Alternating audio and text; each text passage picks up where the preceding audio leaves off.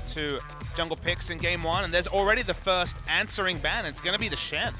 Well, the Shen was a big part of the Hecarim engage, and if they think that was the more threatening aspect of that composition, which you could definitely make a case for because there isn't going to be that same level of CC follow-up without the Shen riding the horse. And you probably cannot get a Trinity Force on the Hecarim if you don't have the potential insurance of the Shen ultimate. It was very much Shen ultimate on either the Jhin or the Hecarim, and well, we're not even going to have to talk about Hecarim because the whole duo is banned by Rox Tigers. Wow. And where do you go? There's still Azir up, there's still Ryze up, there's still Karma up. And CJ may be staring a first pick Karma in the face here if they want to go in that direction with the draft. One out of Karma and Ryze seems to loom as the first pick, depending on what's banned away. BDD has been playing the mid lane Ryze this season. Adamir banned, so yeah, Karma and Ryze definitely seem to have risen to be, Ryze of course for a long time now, but Karma newly these priority picks in the early round. If we don't see a Karma first pick, Karma Sivir is a very possible duo of picks on the side of the Rox Tigers. And there is a Kindred ban, so the Nidalee will be available. So basically what they're forcing from CJ right now is, do you want the Ryze, do you want the Karma, or do you want the Nidalee? We're going to get two of those potentially. We're really fighting with fire with power picks now because Nidalee, Ryze, Karma, Sivir, so much has made it through to the early rounds, and giving Peanut Nidalee is something you just cannot afford to do. So they may be forced in, and then an answering set of picks like Ryze Karma would be so much power on the side of Rox Tigers. Yeah, and you don't know where those picks are going either on the red side because, of course, both of them are flexes. We could certainly see Smeb play a Ryze in the top lane. I mean, Karma can kind of go anywhere outside of AD carry. Very unlikely to see top lane or jungle, but certainly been done in the past. Yeah, still the Azir up, however.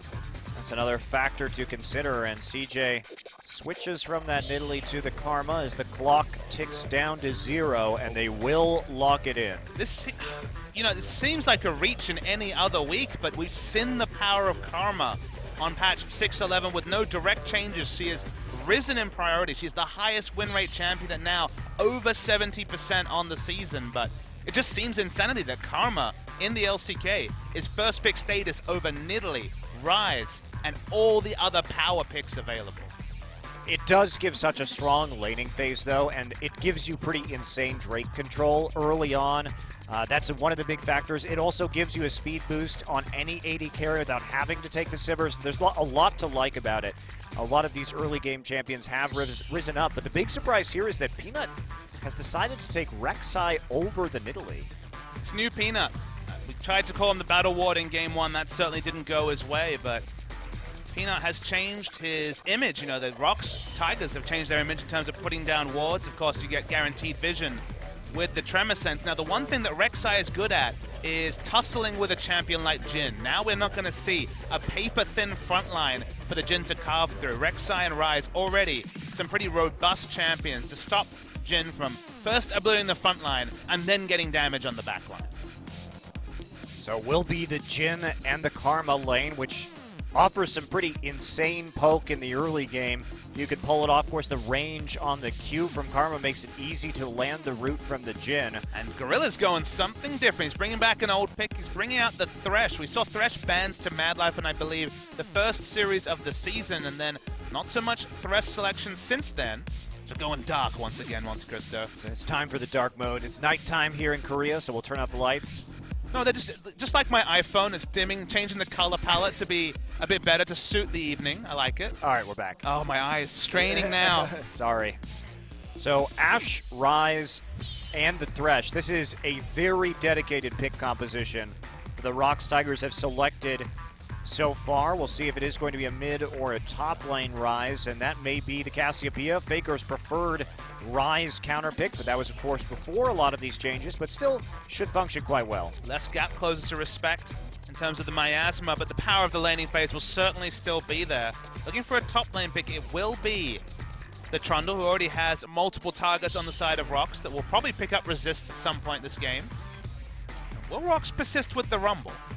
Well, the answer is yes, Papa Smithy. The answer is yes. So they still have the backline threat. Now, Rumble is still good here against the Cassiopeia and the Jhin. I mean, more simply, excellent laning choice against the Trundle. It's always one of the things is that when Trundle was meta, it was in the tank meta. With the tank meta, we're seeing the back end of it. You don't get a lot of value of stealing stats away, specifically armor and magic resist, from a Rumble. So mages will always seem to be one of the soft counters to top lane Trundle. And Rumble certainly fits that bill just fine. Absolutely, and it'll depend on Peanut's build too as to how effective that Trundle is going to be against him. If he goes for, let's say, the Titanic Hydra this game, that it's not going to have the Subjugate, will not have a lot of value against the Rox Tigers composition, but it also would make them rather squishy, which is a concern as we saw in the last game against the Jhin and, of course, the Cassiopeia. I think tankiness specifically against that duo, the duo that can fight in the back, specifically the Cassio Jhin, you need stats, and although some of them will be shredded away, one of Ryze and the Rek'Sai are going to have to be the tanks. Thresh certainly won't be doing the job, neither will be Rumble or Ashe, so pressure's on here for the Rox Tigers. To go 2-0 down to CJ Entus languishing in 10th spot will be a bad look. It would be a pretty terrible look for our runner-up from the spring season. We'll see if they can do it, but they're back on Comfort Champions. Bray has only ever lost, I believe, 2 games on Ashe in his entire career. So it has been an impressive run for him so far on that particular champion work. We are going to get into game 2 right now.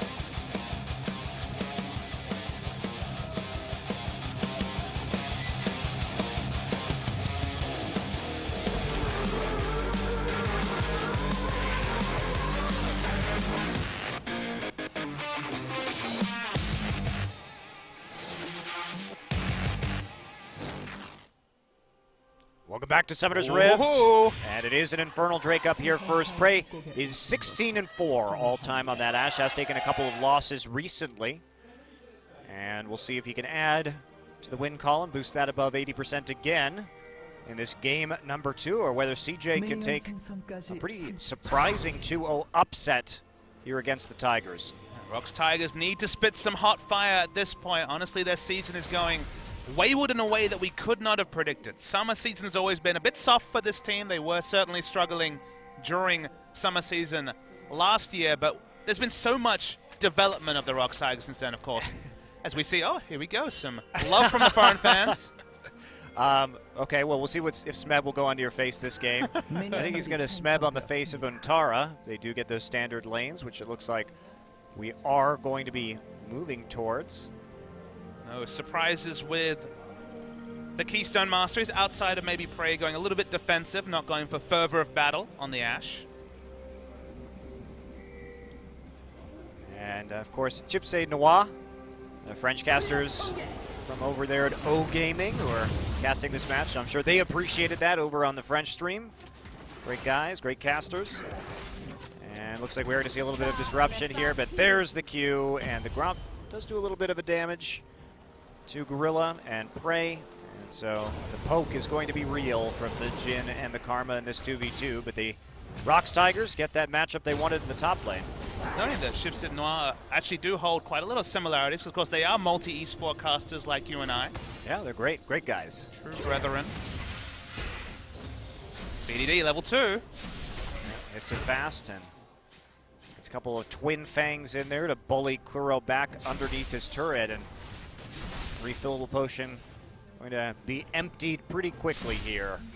Once again, hasn't invested in the teleport. He split push without teleport to some success, some failure in game 1, but of course it ended up costing CJ Entus. Now with the cleanse, does have some insurance, because honestly, Rek'Sai and Ryze can definitely look for burst in the early levels to try to take down the Cassiopeia, who will overextend to harass and farm in the mid lane. So you really need to call help if you are the Ryze to get through this laning phase, but for now, seems like Rek'Sai is going to be up top lane. That's right, 3-minute gank coming through from Peanut. Unburrow right onto Untara. There's the flash. Red buff still ticking away. Harpoon lands, and they're going to flash forward for the autos. They want the kill. Flame Spitter from Smeb. 2 flashes used to set up that gank, but Untara too far up the lane, and a very easy, quick gank there to give Smeb first blood. Maybe surprised the pathing choice was top lane, but we always expect ganks when we see a Rumble in the top lane. That he will overextend. He's great to gank for. He's great to gank.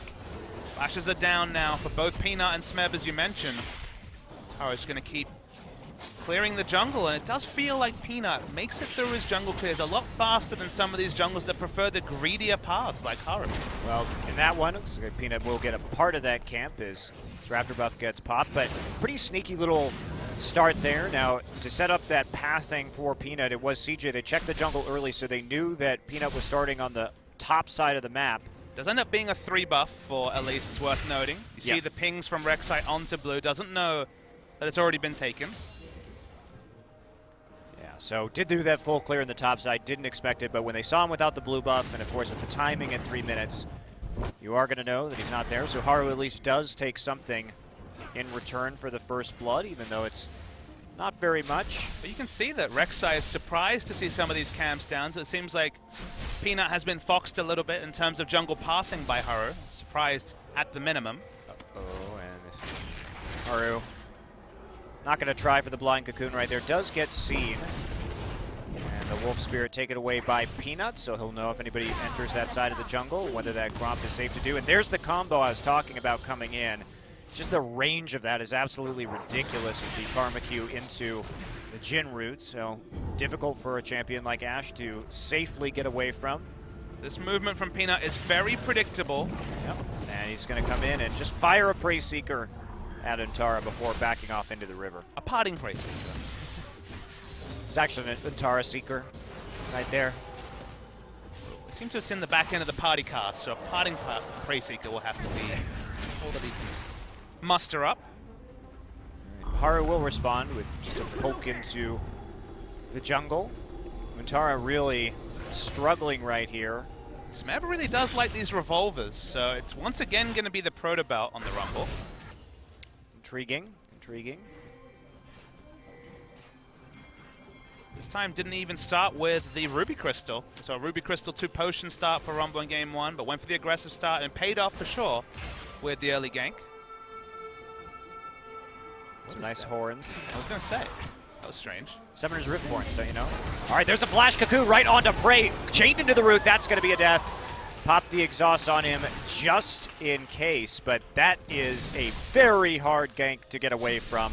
Really nicely done by Haru to set that one up. But the Jhin play from Kramer has been really clean. He was playing a lot of Jhin last season. There's the ultimate onto Untara. He has to burn down. Yeah, he's burning away. Smeb with the W, hits him with the harpoon, and they will respond. The Rox Tigers answer with a cross-map dive kill of their own.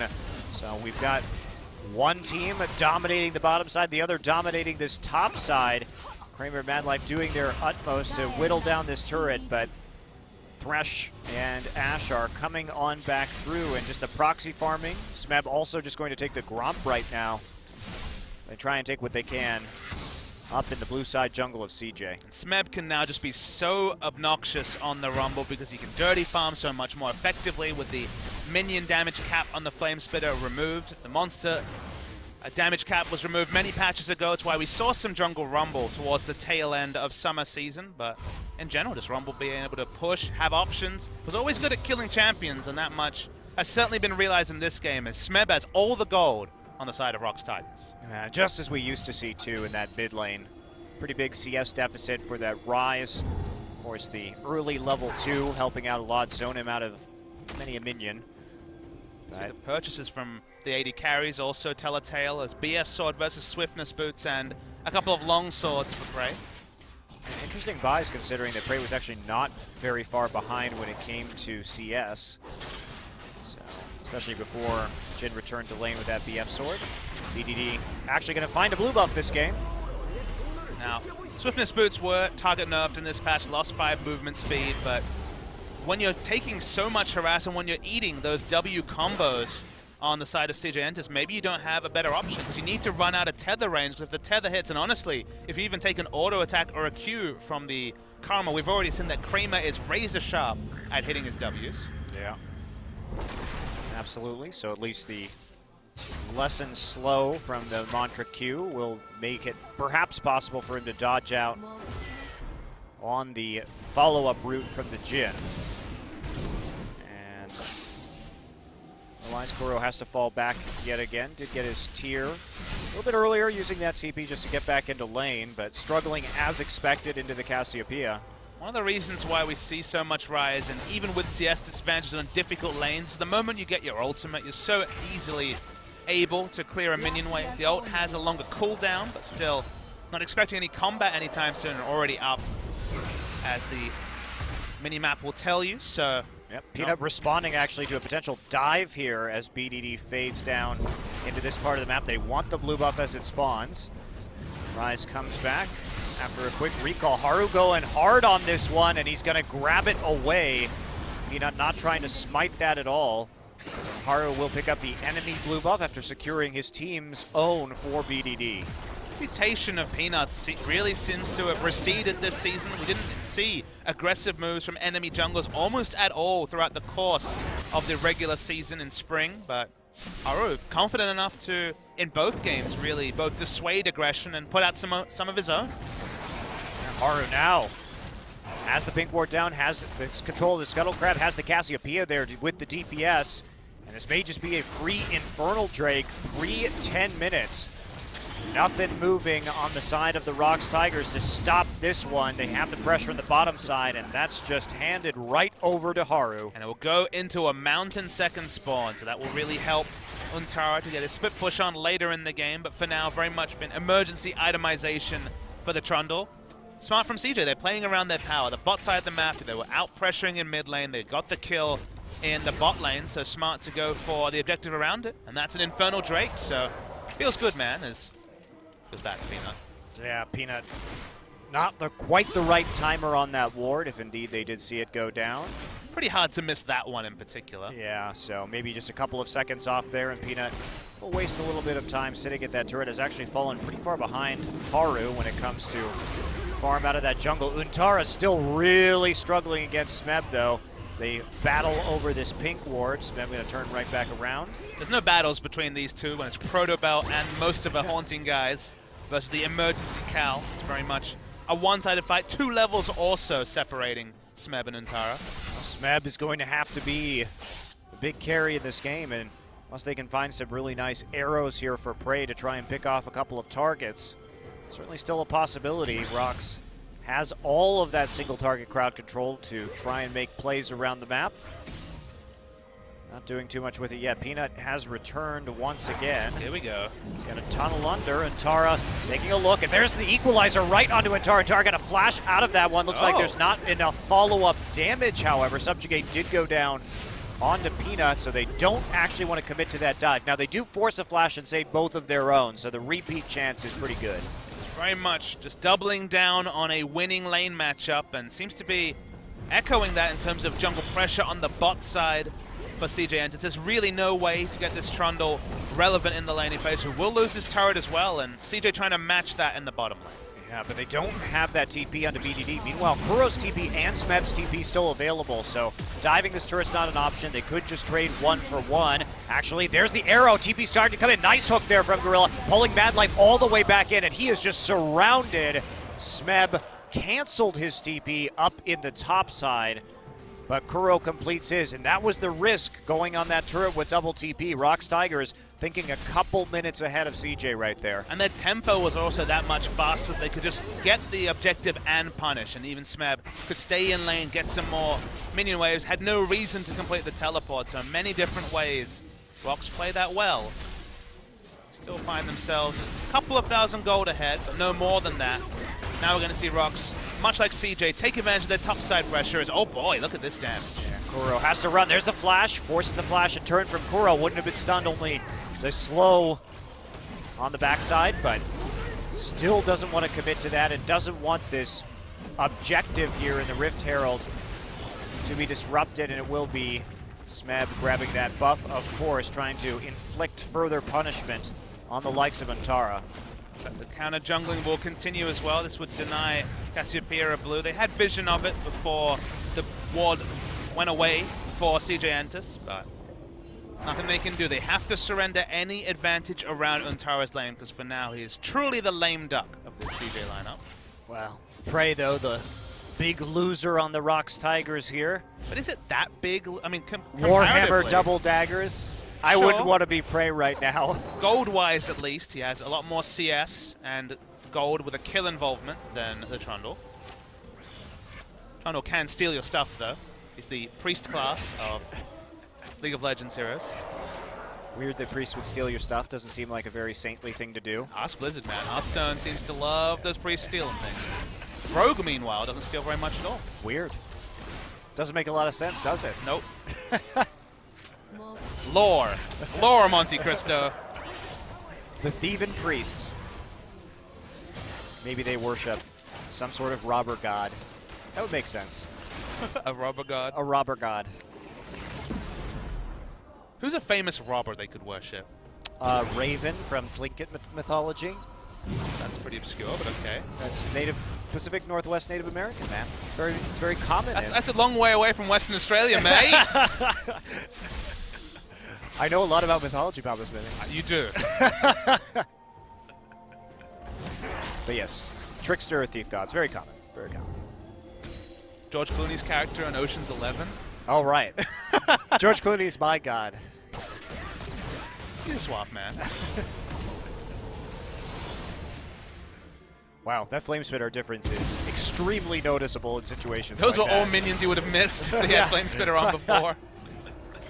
And honestly, it translates to gold as well because he has the advantage, but he's also getting just many more CS that even the most veteran Rumble player like Marin and Smeb would be getting in another meta. Yeah. Also, it should be noted that as far as last hitting goes, Rumble has one of the clunkiest last hitting animations in the entire game. He really needs to swing it around to get that order. So it was actually hard also for that reason. So the fact that you don't actually have to rely on that last hit animation anymore is huge when it comes to making sure you get every minion. But it was an intentional trade-off. There was a reason he had an auto attack like that. Is that his trades were so insane.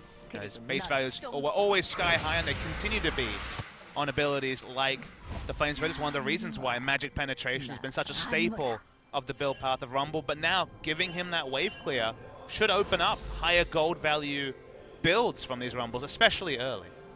You have that flexibility to go for something like a Death Cap if you want to, or double down on getting double Magic Penetration earlier than you would have. Extra gold is extra gold, whichever way you swing. I'm curious. I mean, it's been good to see this Rumble versus Trundle matchup, just because of Trundle's lack of that same wave clear after the Rumble changes. Ooh, MadLife escapes with mere inches in front of that hook. I mean, in previous metas, he might not have even had to answer with a Tiamat. Could have gone maybe further into Resist, or at least a Balmy Cinder, but needs the Tiamat to have any ability to push back, and very much being punished for it, because still will heavily lose any duels. Now that Smeb has an answering Haunting Guys. I didn't know Elise played an instrument. She can actually play lots of instruments with all of her arm legs. It's true. Talented violinist. So Gorilla going to walk through. Looks like we are going to have a dive down here. Arrow not going to land. There's the TP coming out of Untara, but it's going to be matched here by Smeb. Prey on the outside. They may just try and zone this one out. Kuro has already walked down. Looks like they're just going to surround the turret. Not going for the kills are the Rox Tigers. And BDD going to do some work here in the mid lane. Peanut just going to burrow under into the Dragon Pit. And Rox will have a chance to defend mid and possibly go for this next Drake. Karma and Rek'Sai coming through, but Rek'Sai still has a safe path. The minion wave dies. If CJ can answer with a mid lane tower to be massive, but no answers being offered by CJ Entus. Yeah, Cocoon gonna miss. There's the Equalizer going down onto the wave, just pushing CJ back right now. Awkward box from Gorilla with a nice pillar of ice right in the center of it. Smeb kind of split the difference between trying to get damage and also kill the minion wave, so couldn't be as aggressive as he'd want to. Lantern right out of there, so no catch for the likes of CJ. CJ wants to do this Drake now. They know that there are a couple ultimates down. The Arrow and the Equalizer that could turn this around in favor of the Rox Tigers. Rox know that too, and they're just going to recall. Value of these Drakes are, again, of the higher variety. These are combat stats, or the ability to take down neutrals that are being gotten. There'll be a second Mountain Drake spawning as the next one, so staying away from the out of combat or non-damaging stats that are available from those Drakes. But this is another one of those games where the guaranteed gold has been going over to the Tigers, and all CJ's been able to do is get some multiplicative scaling where if they never get anything to multiply, it's not as relevant. That's right.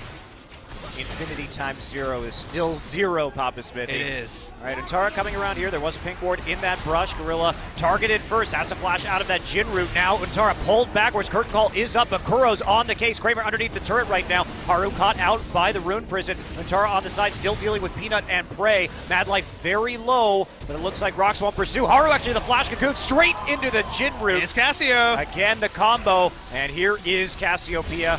Gets a couple of Twin Fangs down onto Peanut, but Peanut tanky enough not to take that much punishment. And a 3-for-1 trade where their mid laner once again wasn't there lets you know that's actually a massive skirmish win to CJ Entus. Well, the mid laner wasn't there because he was killing Smeb. Oh, off screen. Off screen, he didn't intercept him. So Smeb on his way, there's boy. the ultimate and a miasma. And then a dead Super Galaxy Rumble, the best kind of Super Galaxy Rumble. You're a hater, Monte Cristo. I'm a hater of that skin. It's a great play, though. Again, Haru and Kramer working around those cooldowns very nicely. And Kramer once again showed good Jhin mechanics last season and needs to have doubled down on channeling High Noon, but High Noon might be in a bit of struggle here. All right, Kramer does have to flash into the pit. Gorilla trying to find him right now, and... That was a pretty good flash, really. It was. Managed to escape. Didn't get intercepted by the Thresh. And so does lose a summoner spell. In fact, a very valuable summoner spell against the Rumble ulti. He was actually very fortunate, the Jhin, as Kramer was last hitting a 1-health turret as Ryze just thought about just killing him as he channeled the ultimate, but Elise was between objectives, and again, the turret was about to die, so that was almost a situation where Kuro could just walk up to a stationary Kramer and instant kill him. CJ did get about 1.5K back on the gold lead that the Tigers had, so they closed the gap a little bit, but there's not still a good answer for this Rumble in the top side. Smeb completing his Leandries now. Casually 2,500 gold on this back from BD. Expected to be the Abyssal Scepter. Yeah, is completed. No, he actually changes his mind and pivots towards the mana item as Peanut. Yep, does get rooted by the Jhin. And there's the arrow. Equalizer hits, but they can't really corral MadLife anywhere useful. They were so good at chaining those ultimates and the initiations in the previous patch, but just like a lot of facets of the Rox play, whether it's in or outside game, pretty sloppy from Rox Tigers. Kuro now trying to pursue, does get the W down. Hook not going to hit with the repel. Peanut's looking for the knock-up on the backside, though. Haru goes in, does manage to escape as Gorilla lanterns Peanut out after the knock-up, so a little bit of poke, but that's all the Rox Tigers accomplish. This is definitely a terrain-focused game because Cassiopeia and Rumble both profit from fighting in those narrow choke points. Rumble ult was down, so once they saw BDD, they had to disengage the Rox. Hook coming out again. Peanut looking for this one. Haru not going to be tricked, and another lantern away. And one thing about this Thresh pick that we didn't really touch on, it has been great for getting people out of curtain calls. So good savior here by Gorilla, but CJ gonna finally take down this mid turret.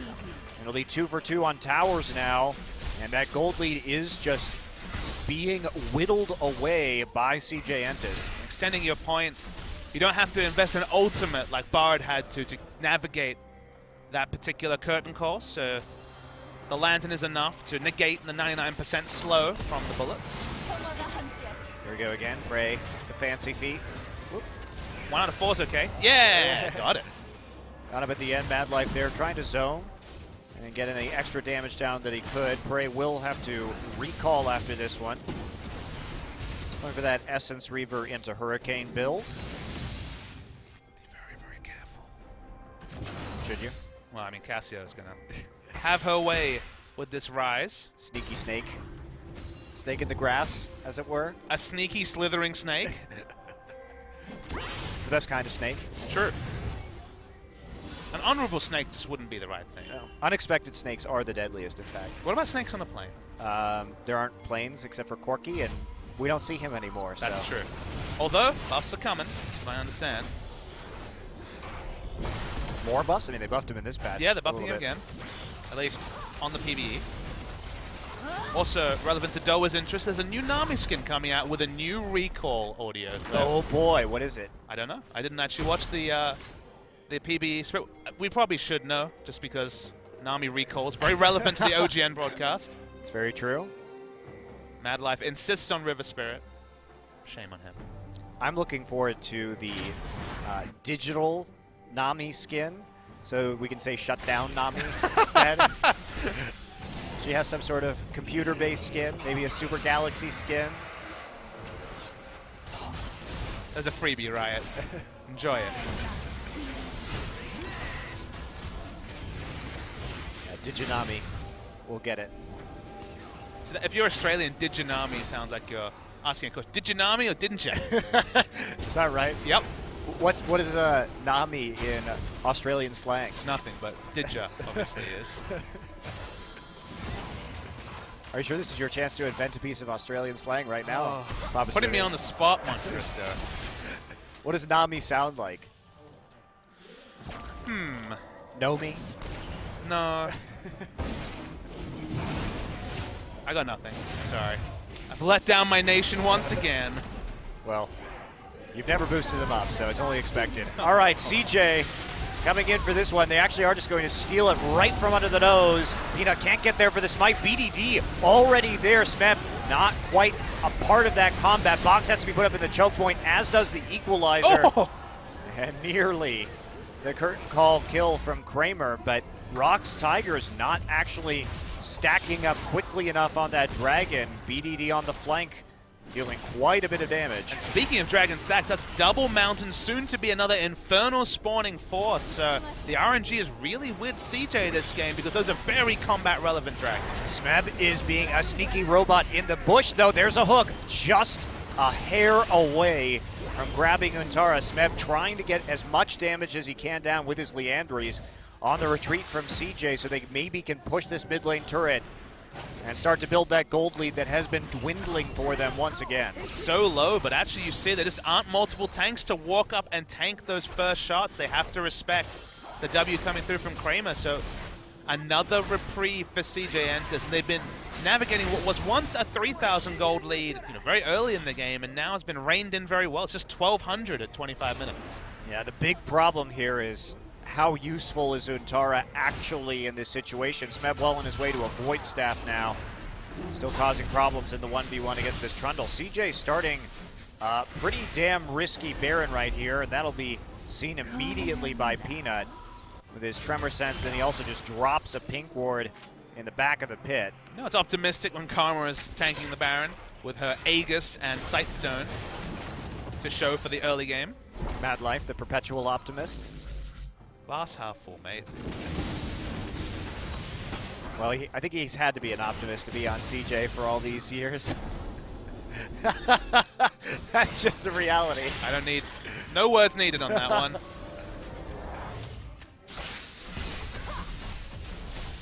This is the build that Kramer was going last season as well, so a lot of players have kind of pivoted away from going for the rapid fire cannon as a second item, but does mean that you have that larger acquisition range on your auto attacks. You took a look at that tower right there too. Smeb done a great job of keeping it nearly full HP throughout the duration of this game. I mean, it's 26 minutes and no one's been able to get down the complete outer ring yet, so it's been a bit of a tug of war here. I mean, honestly, the gold lead is on Smeb, almost solo. Everyone else is basically even, and Smeb is the person who's profited, so it makes the equalizer that much more important. It's an equalizer-centric build with the Leandry's Torment, so if the equalizer burns through the lineup of CJ Entus, then you're getting purchase from an early game that was literally rotated around top to the cost of now 3 dragons to get Smeb ahead. Well, it's not really an equalizer then, it's more of an advantagizer in this particular case. It doesn't quite roll off the tongue like equalizer. How about accentuator? All right, I like that. Accentuator, that's a good one. Prey here, moving forward, actually does hit Kramer with the arrow, but there cannot be any follow-up with MadLife and Untara on the flank.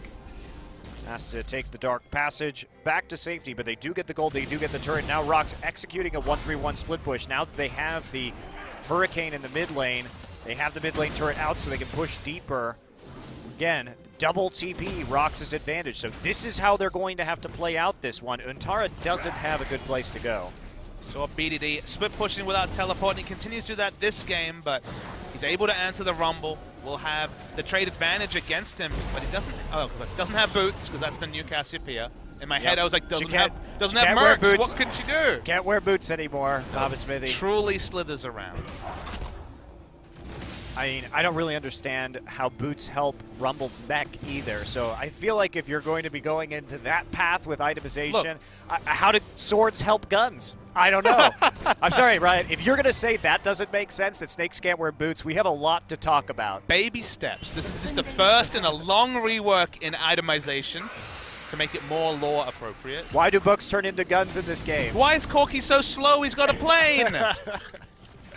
If you're going to increase the level of realism, I expect it across the board, Riot Games. One patch at a time.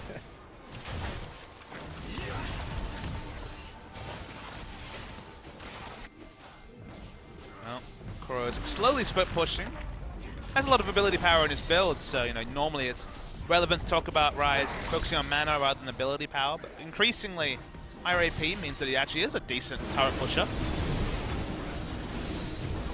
Now we see Gorilla really playing around him now. Untara just in an absolutely desperate situation. So Rox actually abusing this, but they do see so many people on the bottom side. They can just go for the Baron here. Hawkshot does reveal absolutely everything. Good luck taking a Baron against a level 15 Smeb that has plenty of items. The Equalizer with the magic resist debuff will shred through CJ Entus. No one's moving. Oh man, Peanut's gonna find a surprise brush there with MadLife. Fortunately, Gorilla a little bit of protection there with a lantern. So that was nice and tricky from CJ. It was, but couldn't actually get the pick. And I don't know if they really, truly wanted that or not, because it would have devolved into a 5v5 with both Untara and Kuro TPing in. And I'm not sure CJ is ready to deal with that situation, considering how fast Smeb could be there. Again, I want the viewers to remember that terrain, when you have a comp with Cassiopeia and Rumble facing each other, is going to be so important. If you see CJ kite back in a situation where Equalizer can't punish them in a choke, Cassiopeia's ult can do so much work, and Equalizer famously has always been so strong in those scenarios. So let's see which team really play with terrain, as maybe we'll finally see Rox pick up an answering Drake. Well, that was just a freebie right there. You see Untara killing your wards in the Baron pit. You know you've got that one 100%.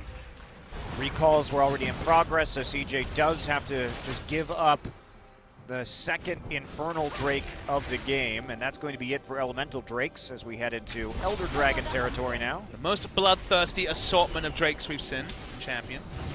Could have been better. Could have been another Infernal. Could have been another Infernal. But you take what you can get.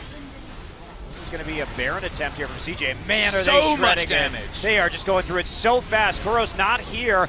And Arrow's going to hit BDD, but not before they actually get it. Haru just going to cleanse out of that one. Turn on to Smeb on the flank. Force the flash from Smeb. And there we go. Proto Belt used, but he is in a shooting gallery from the Jhin. MadLife now on the low side, but that big advantage has been taken away. Prey trying to kite this one out. And there you go. Ult coming down. Kuro rolling in.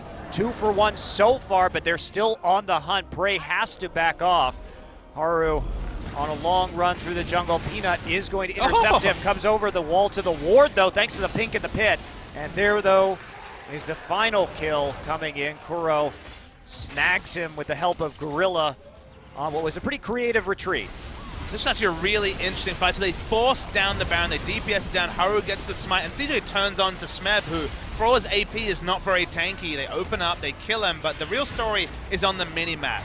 We still see Rox Tigers happy to fight in the other side. They take down MadLife very early, and then BDD goes for the hero play, but Kuro actually flashes into a Q from the Ryze and dies to Kuro's first round of damage, so isn't able to become a part of the rest of the fight. And advantages go over to Rox. Now the Baron is off the board, so the gold is actually pretty even between the two teams in that particular trade, but overall the gold to the advantage of Rox Tigers, now to the tune of over 5,000. Yeah, Kuro actually didn't even use his TP to get into that fight. There may have been a better play for the Rox Tigers had he committed to that one. I didn't actually see if there were any good wards for him to TP to, but notably did not use either of his summoners.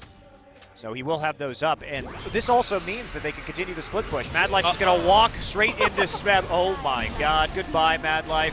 and he will just be a toasty little karma after that. Gorilla does get Smeb out, and Smeb is going to barely live. No, Kramer does manage to clean up the kill. Now the Rox Tigers on the retreat again. Peanut is rooted by the Jhin. Kuro trying his best to dissuade the damage, and he's going to turn on to BDD. Flashes in, and there's going to be another kill. Kuro still on the run. He's finding Kramer.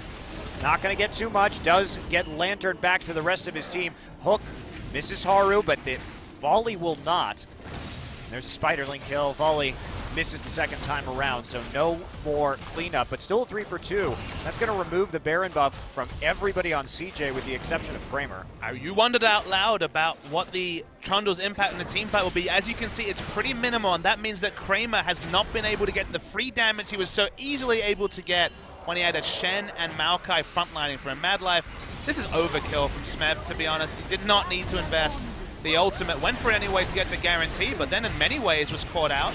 The burn from the Death by a Touch is what takes down Smeb, and that actually gets some backline damage from the passive from the Jhin. But the big story here is that Haru and Trundle can't frontline for Kramer. It's a really nice re-engage from Kuro to take out BDD, and then even though Kramer's doing good damage, he needs someone sturdy in front of him. Untara here trying to flank Prey and Gorilla, who are very far up. Hook is going to miss Prey. Running for his life right now. MadLife with the tether. Gets Lantern back, and now Kuro and Smeb are here. There's the arrow onto MadLife, going to hook him up. Gorilla misses the play, though. Haru trying to get back onto Prey right now, and this is turning out badly for the Rox Tigers. Kuro trying to kite, and Smeb gets caught in a Jhin trap.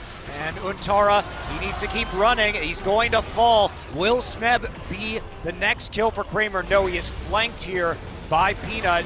And there we go, Smeb double kills with the help of the Flame Spitter. BDD not there for the engagement, but man, CJ nearly did a lot of work in that fight. Yeah, really exciting 4v4. There truly was no way for BDD to get there. Once again, doesn't have teleport. This is all initiated aggressively from the teleport home guard from Untara, but he was probably surprised to see that Smeb was able to react so fast and just teleport it up. Kuro didn't even need to teleport. There's actually a numbers disadvantage despite the home guard teleport for CJ Entus. MadLife dies first, but Prey is tussled up and dealt with in the backline. Haru did a great job of dealing with Prey right there.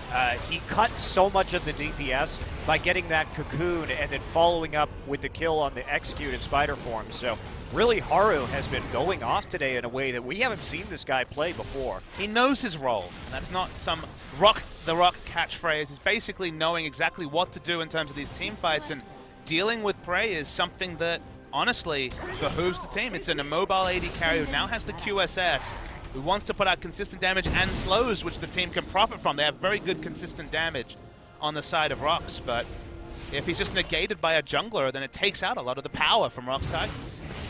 Prey does have that Mercurial Scimitar, so he can use it just a little bit better in the next fight. Perhaps he can avoid that same fate from Haru, who has built heavily for damage with a Rylai's and Abyssal Scepter.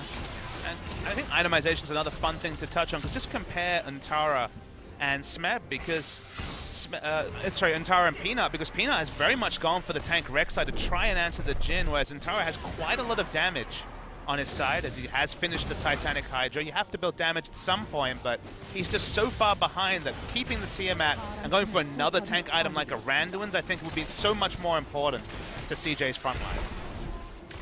Yeah, that armor would be pretty helpful right now. Frozen Heart obviously does have a good amount of armor, but just needs to be a tank. He doesn't need to do any more than that. Kuro's split pushing with teleport. It's forcing CJ to make a choice.